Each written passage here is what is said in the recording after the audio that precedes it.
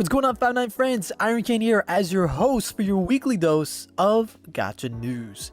Can't believe we're on the final episode of the year. Time sure flies fast when you're getting shafted. Anyways, this week we'll be talking about a controversy, new updates, collaborations, and more. As always, if you guys enjoyed the video, feel free to leave it a like, comment down below what gacha you see yourself playing the most in 2022, and subscribe to 59 Gaming Mobile for all your mobile gaming needs.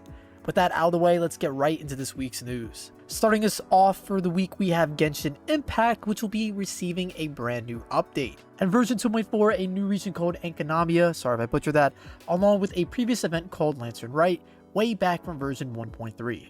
Of course, what would a new update be without new characters?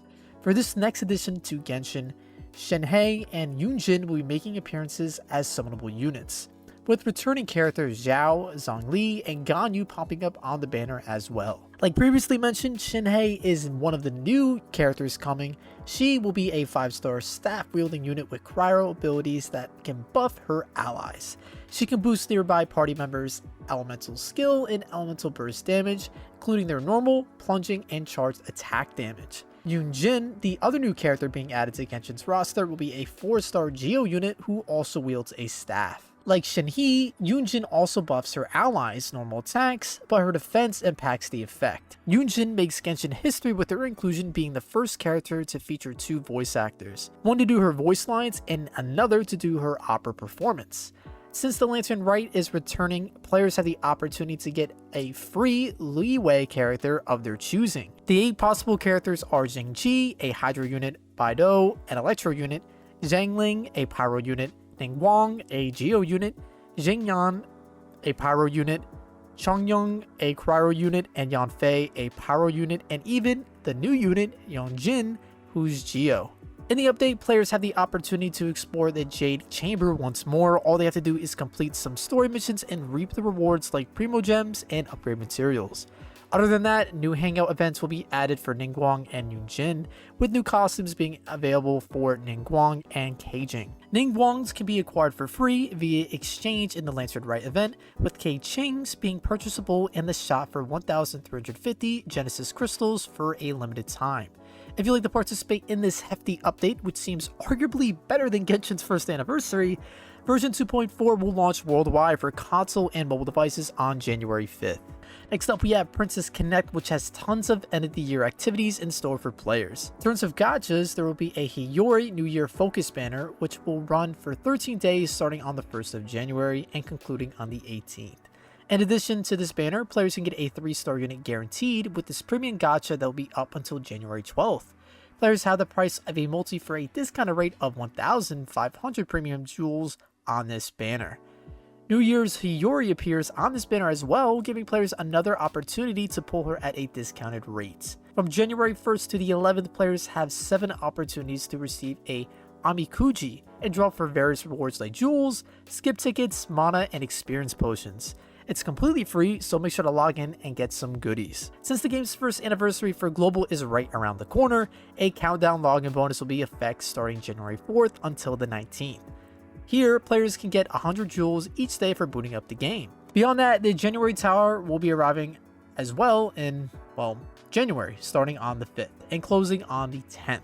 It's basically a dungeon with a bunch of floors, with now 170 floors to tackle and rewards to acquire. Do you have what it takes? There's a January clan battle coming as well, where players can work together with other members in their clan to defeat a total of 5 bosses. Depending on your clan's performance, players can earn jewels, clan coins, memory shards, and more.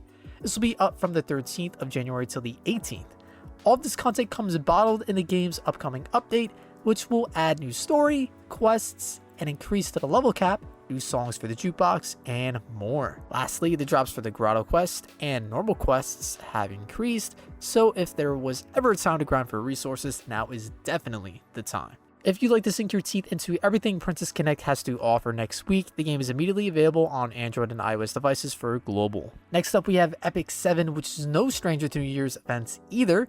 If you're unfamiliar with the game, it's a mobile fantasy RPG with a vast land to explore and anime cutscenes. The game also features PvP, guilds world bosses that can be fought with a total of 16 players, and a world arena where users can duke it out from across the globe. In celebration of New Year's, players have the opportunity to do multis just for logging in until the 2nd of January. Additionally, players will be rewarded with 200,000 gold and 100 energy until the 2nd as well. If you'd like to try your luck at some free multis, Epic 7 is immediately available on Android and iOS devices for global.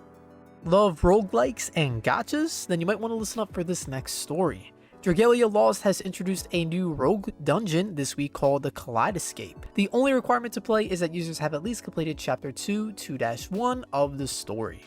In the mode, players choose one of the characters in their roster and they start at level 1, with their level increasing as enemies are defeated, which allows them to progress onto the next floor. All sets for adventurers are completely unique in this mode. Only bonuses unlocked within it affect your character and vice versa. In your journey throughout the Kaleidoscape, players will encounter a Fafnir. He will be immune to all incoming damage, including traps and any enemies. Players can equip the Fafnir with any 3 possible skills for him and spend materials on him to upgrade his abilities, furthering the player's potential to travel farther in the dungeon in the future runs. So yes, these upgrades on the Fafnir carry over and are permanent. As far as enemies go, none of them will have any elemental attunement, with the races of some of these enemies being completely different than seen before. In terms of rewards, players can acquire 2 different varieties of amber, being dusk and dawn amber. Worm prints are also among some of the rewards. Each one can be equipped to 1 weapon each, with each portrait having up to 2 random effects and stats. The mode will have continues, but they will not be unlimited. Players will get their ability to continue replenished each day. So if you know you are going to stop playing and will come back, remember if you don't have a continue, you're done for the day. And if your adventurer's HP falls to 0 while you have no continues, your run will come to an end, with your rewards being halved and no way to bring back worm prints. There's more secrets to Dragalia's Rogue Dungeon mode, so if you're curious to try it out yourself, you can right now. Dragalia Lost is immediately available for global on Android and iOS devices. First up for JP and beyond, we have Gacha phenomenon Uma Musume. Gachas all across the globe are celebrating New Year's, and Uma Musume isn't pulling any punches.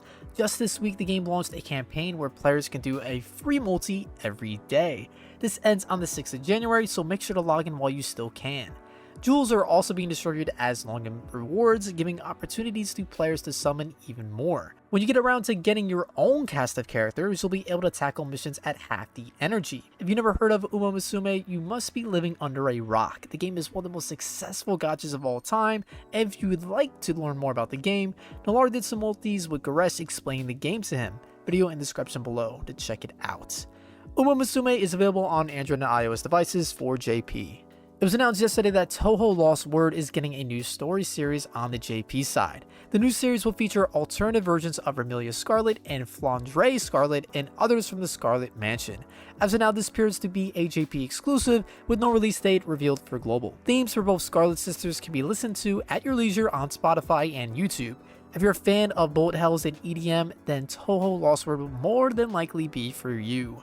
Touhou Lost Word is immediately available on Android and iOS devices for JP and global. Been a while since we had a good old-fashioned controversy, and this time around we won't be talking about a gacha game in particular, but a prominent voice actress from gacha games, Runa Narumi. Narumi is the voice of Yuka Mitsumine from Idolmaster and Erika from Konosuba Fantastic Days, and is likely going to be removed from both games due to recent actions she's allegedly taken.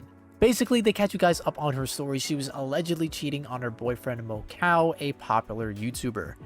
The person she cheated with was her ex, who was also in a relationship, and lots of information was revealed about the scandal. The nitty-gritty details of the situation are pretty crazy, with Narumi threatening to her cheater's fiance. She received death threats, as Narumi acts as if she is above the girl for being a voice actress, saying things like, "Do you know who I am?" The fiance gets fed up and leaks everything Narumi was threatening her to conceal to a YouTuber, and Narumi trended on Twitter as a result, but not in a good way. Various memes like these were spread across the internet for a time. The words Nakadashi mean cream pie, and if you don't know what that means, God bless your innocent soul. Basically, in Narumi's text, it was leaked that she had sex with her ex 4 times without protection, hence the use of Nakadashi 4 times in front of Narumi's most prominent roles, Musume Yuka, was used. After all this, cheating is more than likely not so alleged, but that's just a theory, a Gacha news theory. Thanks for watching. Just kidding. If you guys want to read more on the whole thing, there's a Reddit thread in the description below. For our last story, let's change up the mood with a collaboration with Compass and Sword Art Online. Compass is a 3v3 real-time battle game that features PvP. The collab will feature Kazuto Kirigaya and Asuna Yuki. In celebration of the crossover event, players will receive one free character or costume in a single pull. You heard that right, there will be multiple skins for Kazuto and Asuna, giving players the opportunity to customize their look to their liking. Fortunately, I couldn't decipher any more information from the trailer, but if you would like to try out the SAO characters in a flashy, fast-paced PvP game, you might as well try your luck with the potential of getting them in that free poll I mentioned earlier. If you'd like to try, Compass is available on Android and iOS devices for JP. And with that, the final Gacha News episode of 2021 comes to a close. Next week, we're more than likely not having an episode because I'll be on vacation, but there'll definitely be more Gacha news coming in 2022. See you guys then. Iron Kane out. Peace.